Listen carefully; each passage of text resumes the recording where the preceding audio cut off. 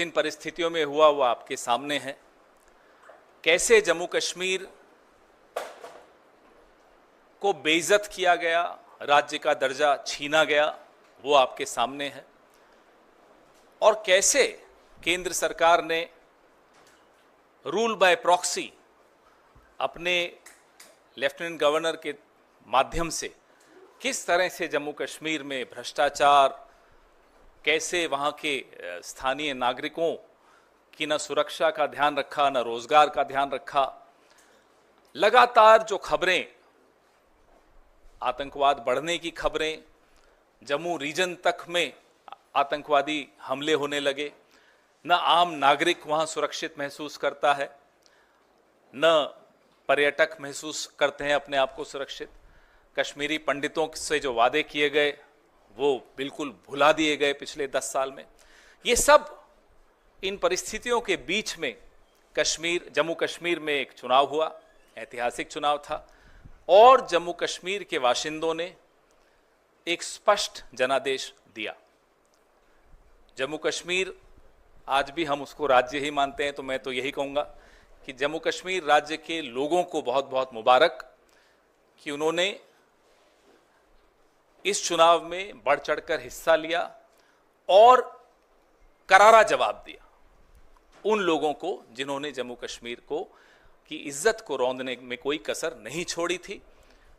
जैसा कि आप सब जानते हैं, पूर्ण राज्य का दर्जा छीनकर यूनियन टेरिटरी बनाना अपने आप में अप्रत्याशित था। हरियाणा में चुनाव हुआ जिसके नतीजे बिल्कुल अप्रत्याशित हैं और यहां तक कि यह भी कहेंगे कि अस्वीकार्य हैं। जिस तरह की शिकायतें लगातार आ रही हैं, अभी हम जयराम रमेश जी और मैं जिस कमरे में बैठे थे वहां भी लगातार शिकायतें, हमारे नारनौल के कैंडिडेट राव नरेंद्र सिंह हो गए या पानीपत के कैंडिडेट हो गए, 3 जिलों से, हिसार, महेंद्रगढ़, पानीपत, यहां से लगातार शिकायतें आ रही कि कैसे बैटरीज जो मशीन की थी वो 99% थी, और जिन मशीनों की बैटरीज 99% थी उन मशीनों में नतीजा एक आया, हमें हराने वाला नतीजा आया, और जो मशीनें नहीं, जिनको छेड़ा गया, जिनकी बैटरी 60-70% जो स्वाभाविक है होनी चाहिए थी, उसमें हम जीत रहे हैं हमारे कैंडिडेट। तो हम ये सारी शिकायतें इकट्ठी कर रहे हैं। हमारे कैंडिडेट्स ने वहाँ रिटर्निंग ऑफिसर्स को शिकायतें दी हैं और दे रहे हैं अभी, लेकिन आने वाले कुछ दिनों में ये सारी शिकायतें लेकर हम चुनाव आयोग में जल्दी ही जाएंगे और अपनी शिकायत वहाँ दर्ज कराएंगे। इस तरह का नतीजा कहीं भी धरातल पे नहीं दिख रहा था। आप लोग भी गए, हम लोग भी गए, सब घूम रहे थे। कोई ये नहीं मान सकता कि हरियाणा में इस तरह का अप्रत्याशित नतीजा आएगा। हम सब अचंभित हैं। ये अगर एक लाइन में इसको कहा जाए तो ये तंत्र की जीत है और लोकतंत्र की हार है। हम इसे स्वीकार नहीं कर सकते। जयराम रमेश जी से मैं आग्रह करूंगा कि इस प्रेस वार्ता को आगे बढ़ाते हुए अंग्रेजी में अपनी बात रखें।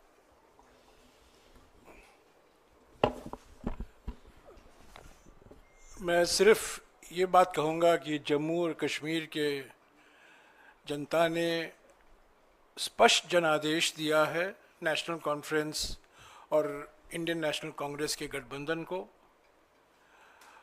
भारी बहुमत से उनको जिताया है। सरकार बनेगी, साझा कार्यक्रम होगा और पूरा प्रयास किया जाएगा। हम पीछे नहीं हटेंगे। इस गठबंधन सरकार की प्राथमिकता यूटी को फिर से पूरे राज्य का दर्जा मिलना ज़रूरी है और यही प्राथमिकता होगी। और भी मुद्दे हैं, विकास से जुड़े हुए मुद्दे हैं। साझा कार्यक्रम, दोनों पार्टियों के मैनिफेस्टो भी है, साझा कार्यक्रम भी तैयार किया जाएगा और एक पारदर्शिता से जवाबदेही और संवेदनशील सरकार ये गठबंधन जम्मू और कश्मीर की जनता को देगी। हरियाणा के संदर्भ में हमने चुनाव आयोग से आज दोपहर से लगातार शिकायत कर रहे हैं।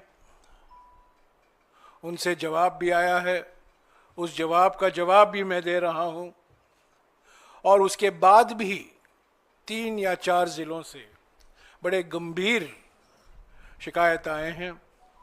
वो सब कल या परसों हम चुनाव आयोग के सामने पेश करेंगे। पर मैं फिर से दोहराना चाहता हूं, हरियाणा के चुनाव के नतीजे अप्रत्याशित हैं, आश्चर्यजनक हैं, और इसको हम स्वीकार नहीं कर सकते, क्योंकि ये लोकतंत्र की हार हुई है और तंत्र की जीत हुई है। इसके ऊपर मैं आज कुछ नहीं कहूँगा। जब हम सारे शिकायत इकट्ठा करके चुनाव आयोग से समय मांगेंगे, हम उम्मीद करते हैं कि वो समय हमें मिलेगा। कल या परसों तक हम उम्मीद करते हैं कि हम चुनाव आयोग के सामने एक विस्तार से, जो अलग अलग ज़िलों से, अलग अलग असेंबली कंस्टिट्यूएंसी से शिकायतें आई हैं, कुछ आज हमने इलेक्शंस कमीशन के सामने रखा था, पर और भी हैं और बड़े गंभीर मुद्दे हैं ईवीएम को लेकर, और जिस तरीके से एक माहौल पैदा करने की प्रयास की गई, दबाव स्थानीय अधिकारियों पर लाया गया, और जहां जिन जिन सीटों में हमारे हारने की कोई गुंजाइश नहीं थी, वहां हम हारे हैं। मैं समझता हूं ये नतीजा लोक भावना के खिलाफ है, जो जमीनी हकीकत है, और सभी ने ये हकीकत को महसूस किया है। ये नतीजा उसके खिलाफ जाता है।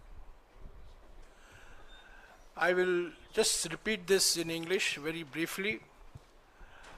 The people of Jammu and Kashmir have given a clear, decisive, convincing mandate to the National Conference, Indian National Congress Alliance.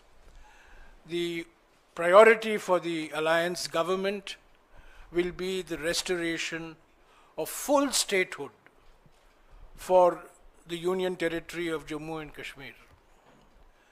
Of course, we have our manifestos, we will have a common program, and both the National Conference and the Indian National Congress are duty-bound to give a government, an administration that is responsible, responsive, accountable, and transparent to the people of Jammu and Kashmir. I just want to say that the people of Jammu and Kashmir have defeated the mischievous designs of the BJP to engineer a majority of its own. Till yesterday, this effort was being made, but today, I think the people's verdict has come out very clearly, and the moves of the BJP and those who were managing the elections to somehow cobble up a majority has been defeated. As far as Haryana is concerned, all afternoon I have been in touch with the Election Commission. The Election Commission has replied to my complaints. I have replied to the reply. We have received very serious complaints on the process of counting, the functioning of EVMs in at least 3 districts. In at least 3 districts. There are more that are coming in. We have spoken to our senior colleagues in Haryana, and this information is being collected. We hope to present this in a consolidated form to the Election Commission tomorrow or day after. We will seek time, but I just want to reiterate that the results in Haryana are totally unexpected, completely surprising and counterintuitive. It goes against ground reality. It goes against what the people of Haryana had made their mind up for, which was for change and transformation. I think under these circumstances, it is not possible for us to accept the results that have been announced today. Serious questions have been raised by our candidates. We will bring it to the notice of the Election Commission. And what we have seen today in Haryana is, I think, a victory for manipulation, a victory for subverting the will of the people, and it's a defeat for transparent democratic processes. So I will only say this, but the chapter on Haryana is not complete. It will continue. The chapter in Jammu and Kashmir, of course, there will be a coalition government. And as I said till yesterday, various attempts were being made to ensure that the majority will not come to the INC-NC coalition, but the people of Jammu and Kashmir have given a very clear mandate for this coalition government. Thank you. Sir मेरा सवाल sir आपको नहीं लगता कि आप ये कह रहे हैं कि जम्मू कश्मीर के अंदर कोalition को मैंडेट मिला, लेकिन 38 सीटों में से कांग्रेस सिर्फ 6 जीत पाई है, 6 पे ही आगे चल रही है, आप लोगों के खाते में उतनी ही आई, वहाँ पर एज ए पार्टी आप लोगों को नुकसान हुआ है, और आपके जो कोलिशन पार्टनर्स हैं शिवसेना की तरफ से जो उनकी सांसद है उन्होंने कहा जहाँ पर भी कांग्रेस की बीजेपी से सीधी लड़ाई होती है वहाँ पर कांग्रेस उनको नहीं हरा पाती, अलायंस के साथ ही हरा पाती है। और हरियाणा में आपको लगता नहीं कि इन फाइटिंग का नुकसान हुआ? 16 आपके सिटिंग विधायक जो है वो चुनाव हारे हैं, उस पर क्या कहेंगे आप? हरियाणा के बारे में जो कुछ हमें विश्लेषण करना है ज़रूर हम करेंगे, पर पहली बात हमें इलेक्शन कमीशन तक जो शिकायतें आ रही हैं अलग अलग ज़िलों से वो पहुंचाना है। हमने क्या किया, क्या नहीं किया, गलती कहाँ हुई, इसका विश्लेषण ज़रूर होगा, इस पर चिंतन ज़रूर होगा, बहस ज़रूर होगी, एक समिति का भी गठन होगा, ये प्रथा रहा है कांग्रेस पार्टी में, और सबसे बातचीत करके ही ये विश्लेषण होगा। पर अभी विश्लेषण का वक्त नहीं है। अभी सबसे महत्वपूर्ण बात यह है कि हमसे जीत छीना गया है, तंत्रों का दुरुइस्तेमाल हुआ है, दुरुपयोग हुआ है, और लोगों की जो भावना थी और सब ने ये महसूस किया कि ज़मीनी हकीकत बदलाव के पक्ष में था, परिवर्तन के पक्ष में था, और आज वो परिणाम जो आया है उसको नहीं दर्शाता। तो प्राथमिकता हमारे लिए ये है, विश्लेषण ज़रूर होगा। जम्मू के बारे में जो आपने सवाल किया, मैं स्वीकारता हूँ कि हमारा प्रदर्शन जम्मू में और बेहतर होना चाहिए था। इसके भी कुछ कारण हैं, उस पर भी चिंतन होगा, विचार विमर्श ज़रूर होगा। पर महाराष्ट्र में मैं याद दिलाना चाहता हूँ कि लोकसभा चुनाव में कांग्रेस पार्टी पहले स्थान पर थी, और गठबंधन का एक धर्म होता है, जो हमारे आपस की बात होती है हम एक दूसरे से बोलते हैं, मीडिया के द्वारा हम नहीं बोलते हैं। हम गठबंधन में हैं महाराष्ट्र में, उस गठबंधन को मजबूत करना हमारा कर्तव्य बनता है। हम कुछ नहीं कहेंगे हमारे गठबंधन के साथी दलों के बारे में, पर जो चुनाव के नतीजे आए हैं हरियाणा को लेकर, उस पर कई सवाल, गंभीर सवाल उठे हैं, उसको आगे ले चलना ईसी तक और ईसी के साथ बात करना हमारा फ़र्ज़ बनता है। अगले 2-3 दिन में हम वो करेंगे और जम्मू और कश्मीर में शीघ्र ही हम उम्मीद करते हैं कि एनसी और आईएनसी गठबंधन सरकार बनेगी, एक साझा कार्यक्रम तैयार किया जाएगा और जो जनता की उम्मीदें हैं उसको पूरा करने की पूरा प्रयास करेंगे और उसमें पहले स्थान पर जम्मू और कश्मीर को पूर्ण राज्य का दर्जा वापस लौटाना है। इसके लिए एनसी भी वचनबद्ध है और इंडियन नेशनल कांग्रेस भी वचनबद्ध है। हाँ, इधर पवन ने जो कहा कि जम्मू कश्मीर में जो जो आपने फैक्टर्स गिनाए वो सब सही थे, उसके बावजूद एक लग रहा था कि आपकी clear road ahead to victory है जम्मू में, जहां पर बीजेपी बहुत डाउन एंड आउट थी। क्या ये सच है कि जो रिपोर्ट्स वहाँ से आ रही हैं कि आपका पार्टी यूनिट, आपके लीडर्स, यहाँ तक कि आपका general secretary in charge of Jammu Kashmir completely compromise थे और उन्होंने बीजेपी से सकम करके, कॉम्प्रोमाइज करके ये हार आपके हाथ में दी है? क्योंकि 6 सीट में ये अभी आगे हैं और कितना गिरेगी पता नहीं, या ऊपर होगी, पर ये जो सिचुएशन है जो आपने बीजेपी को विक्ट्री दी है जम्मू में, ये आपकी पार्टी के लोगों ने दी है। क्या इसे आप एग्री करेंगे? जैसा कि मैंने कहा, जीतें या हारें उस पर तुरंत प्रतिक्रिया देना ना केवल गलत होता है, वो प्रतिक्रिया सही भी नहीं होती। बिना विश्लेषण के, बिना सबसे इनपुट लिए, बिना सब कार्यकर्ताओं से बैठक करके उनके विचार जाने, मैं नहीं मानता कि इस तरह की किसी प्रतिक्रिया पर हम कोई मोहर लगा सकते हैं। सर, अरे पूछ लीजिए।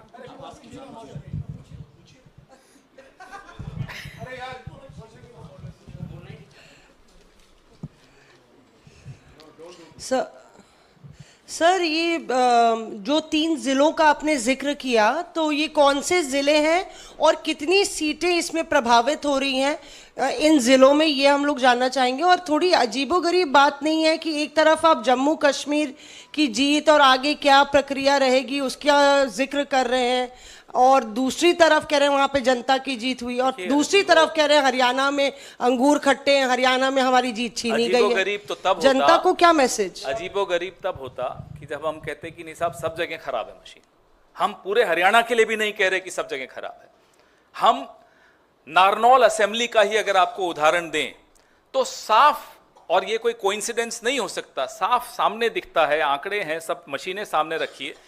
जिन मशीनों के यूनिट की बैटरी 99% है वो मशीनें हमें हरा रही हैं। जिनकी बैटरी, और स्वाभाविक रूप से बैटरी कम होती है, 60-70% पे आई है, उसमें हम जीत रहे हैं। तो ये एक संयोग नहीं हो सकता। ना केवल नारनौल में ये बात है, पानीपत में ये बात है। आपने बोला कौन कौन से जिले, हिसार, महेंद्रगढ़, पानीपत, ये 3 में तो है, और बाकी जगहों से भी छुटपुट ऐसी शिकायतें आनी शुरू हुई हैं। रात तक जितनी भी शिकायतें इकट्ठी होंगी, कल तक जितनी इकट्ठी होंगी, फिर जैसा कि जयराम रमेश जी ने कहा, हम चुनाव आयोग तक जाएंगे। तो हमने कभी भी ऐसा नहीं कहा कि भाई पूरा ये सारी मशीनें खराब हैं। हम तो हरियाणा के लिए भी नहीं कह रहे कि सारी मशीनें खराब हैं, लेकिन जहां जहां हस्तक्षेप हुआ है वहां की बैटरी 99% है। आप मुझे बताइए, इतने दिन से मशीनें पड़ी हैं 99% और सबकी स्टैंडर्ड, सबकी 99% कैसे हो सकती है? और जिनको नहीं छेड़ा गया उसमें कोई 60% है, कोई 70%। और ऐसा नहीं कि शिकायत दोपहर को हुई हो, मशीनें खुलने के वक्त ही हमारे कैंडिडेट ने शिकायत की थी, तब तो कोई रिजल्ट नहीं आया था। तभी राव नरेंद्र सिंह जी ने उसी वक्त शिकायत करनी शुरू कर दी थी, हमें फोन करना शुरू कर दिया था, तब रिजल्ट आना शुरू नहीं हुआ था। इनफैक्ट तब तो आप लोग बाहर जो हमें दिखा रहे थे कि रुझान हमारे पक्ष में चल रहे थे 70-71 सीट पे, तब भी हमने लिखित शिकायत हमारे राव नरेंद्र सिंह जी ने और पानीपत वाले कैंडिडेट ने करनी शुरू कर दी थी। So you said that results are not acceptable to the Congress. Could you elaborate on that? And what are the, apart from approaching the EC, will you also take legal recourse? What do you exactly mean when you say that it is not acceptable to you? Well, in response to जो मौसमी ने सवाल किया था, कितने सीटों का सवाल है, हमारा अनुमान है कि 12-14 सीटें ऐसे हैं जहां गंभीर, इससे भी ज़्यादा हो सकती हैं, पर पहला लिस्ट जो हमने तैयार किया है 12 या 14 सीटें ऐसे हैं जहां गंभीर सवाल उठाए गए हैं उम्मीदवारों द्वारा। तो ये कल ही बता पाएंगे फाइनल कितने सीटें हैं, पर आज मैं बता सकता हूं 12 से 14 सीटें पर गंभीर सवाल उठते हैं. The reason why, we are not accepting it is because not only is it surprising, not only is it unexpected, but there are serious issues that have been raised on the integrity of the counting process, of the functioning of the EVMs, in at least 4 districts, as my colleague has already identified, in which about 12 to 14 constituencies are involved. It could be more. We will have the final list tomorrow. We'll share it with you. We will be going to the Election Commission. Election Commission is our first stop. We have to go to the Election Commission.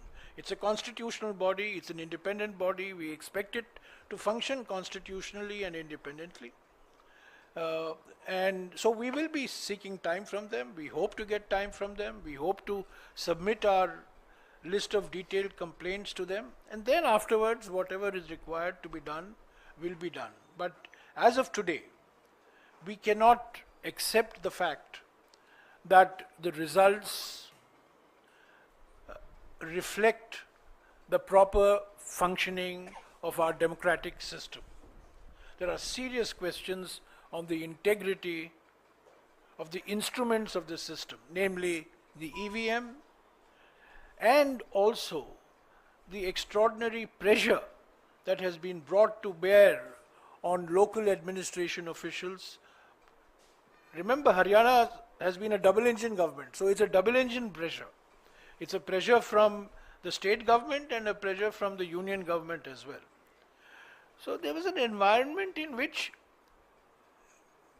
people have lost by 200 votes, 300 votes, 50 votes. People who were leading, who had healthy leading margins, have ended up losing by 100, 200, 250 votes. This can be explained only by manipulation and pressure.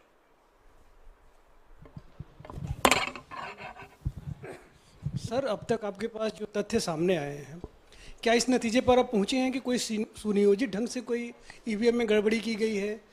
क्या आप ऐसा कोई नतीजे पे पहुंचे हैं कि कोई सुनियोजित ढंग से हुआ ऐसा कुछ, या अभी उसमें देखना बाकी है कि ईवीएम में गड़बड़ी कोई बड़े पैमाने पर की गई है?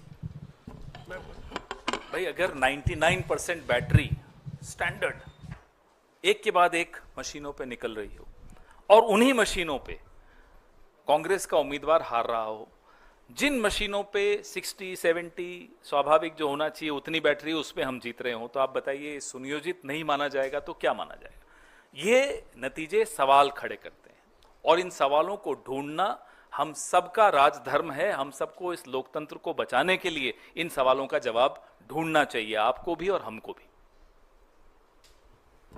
आप समझे, ये साजिश समझे.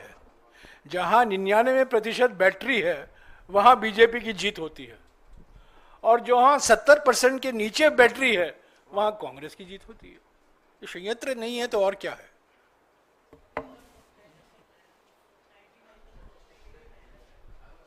हाँ जी, 2 राज्यों के चुनाव हो जाने के बाद अब नहीं, अभी इन 2 राज्यों तक ही सीमित रखेगा. नहीं, 2 राज्यों के बाद मैं उसी पे सवाल कर रहा हूँ. 2 राज्यों के चुनाव हो जाने के बाद परिणाम भी आ गए हैं, तो ईवीएम को लेकर के क्या मत हैं आपके?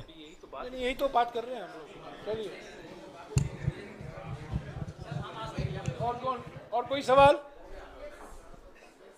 हाँ जी,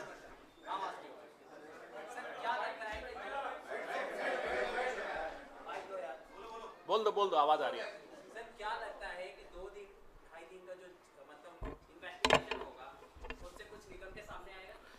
हमारा जो काम है और जो कर्तव्य है, चुनाव आयोग के दरवाजे पे दस्तक देना और तेज दस्तक देना ताकि आवाज आप सब तक पहुंचे, और उसके बाद जिम्मेदारी चुनाव आयोग की है इस लोकतंत्र को जीवित रखने की. आपने सुना होगा, कर्मण्येवाधिकारस्ते मा फलेषु कदाचन. हम अपना कर्म निभा रहे हैं, अपना धर्म निभा रहे हैं. शिकायत करना हमारा फर्ज बनता है और हमारा लोकतांत्रिक अधिकार भी बनता है.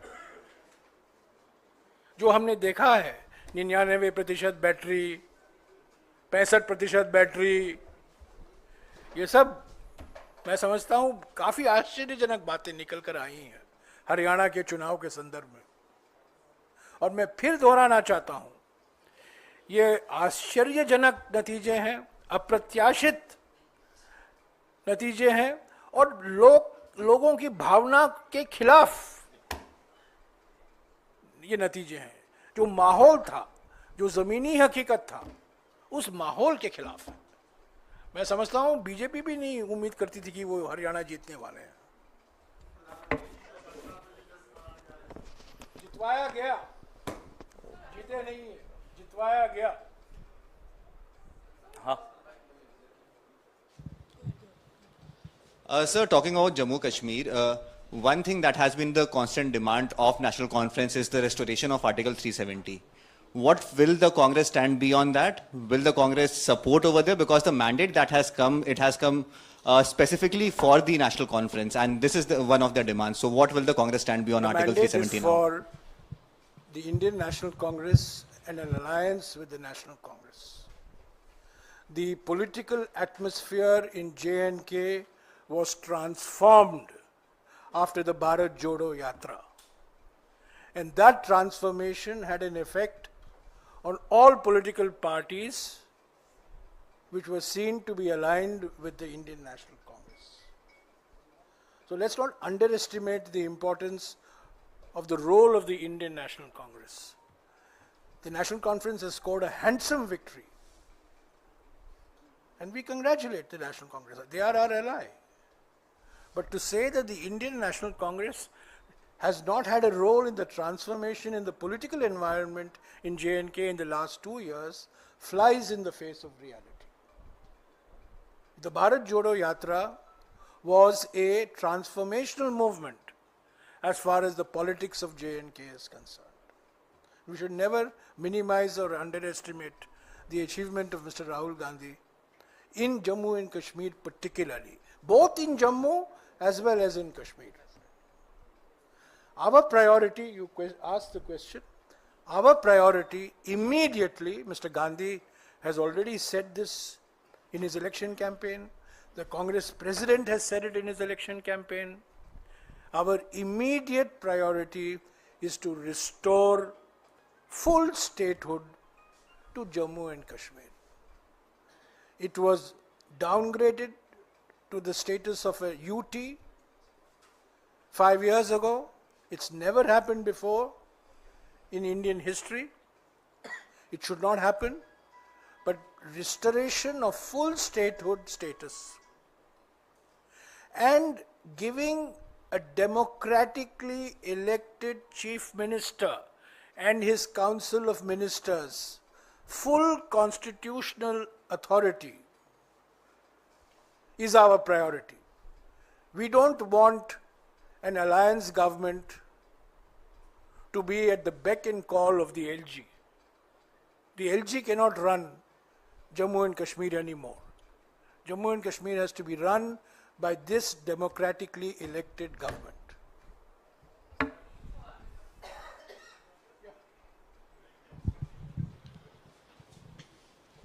Sir, that the Congress candidate from Jind, his name is Bijender Singh, we just got his bite and he's stating he's lost the election by 32 votes. You were mentioning that a lot of elections have been lost in very thin margins.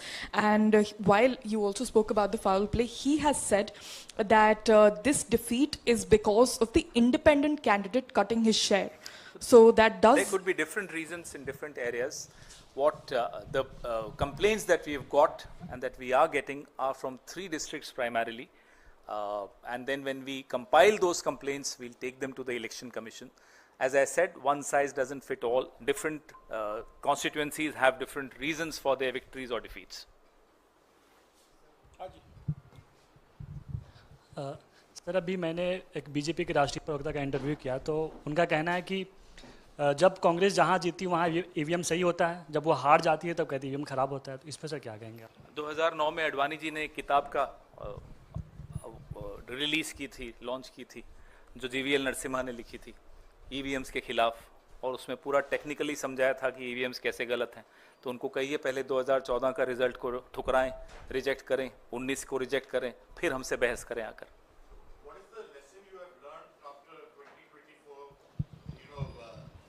by elections.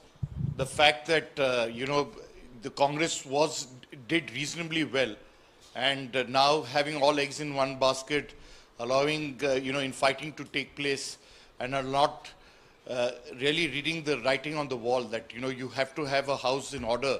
If there was any lesson that was learned in 2024 was for Congress to be united and fight together. What was the reason? Because we saw Selja speaking out, we saw, Huda there. Could you kindly explain to us why the Congress has shot itself on its foot? The writing on the wall was the Congress will come back to power. That was the writing on the wall. That has been deliberately erased. The writing on the wall was very, very clear to anybody who was willing to read the writing on the wall. Why did it happen? But, there are people who are experts in replacing walls. They just replace the wall. Or machines. In this case, machine. So I have already explained, I don't think you were there when I was explaining, that as far as the results are concerned, Haryana result, our first priority is to collate, consolidate all the complaints that have come from candidates from the 3 districts today. There will be other complaints, and we hope to submit this to the Election Commission tomorrow evening or day after. That is our immediate priority. Simultaneously, of course, we will sit and introspect why the result went the way it did. It was everybody's expectation that the Congress would win comfortably in Haryana. I think all I can say is that the Congress has been made to lose. Congress has not lost. Congress has been made to lose in Haryana. And you have not heard the last of the Haryana result.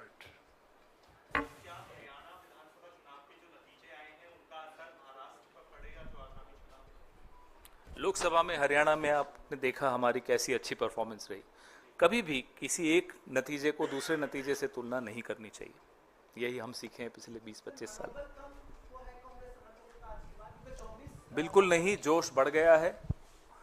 हमारे कार्यकर्ताओं में रोष भी है, गुस्सा भी है, और हमारे समर्थकों में भी पूरा रोष है. अगर कोई ये सोच लेता है कि हमारे हाथ से जीत छीन सकता है, तो आने वाले चुनावों में उसको जवाब मिलेगा. Thank you.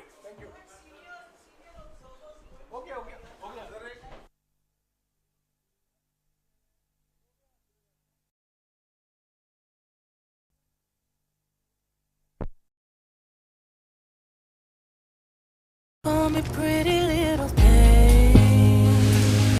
Snap a picture, bring it on. Know you wish you were my Levi jeans. Love you down to the bone.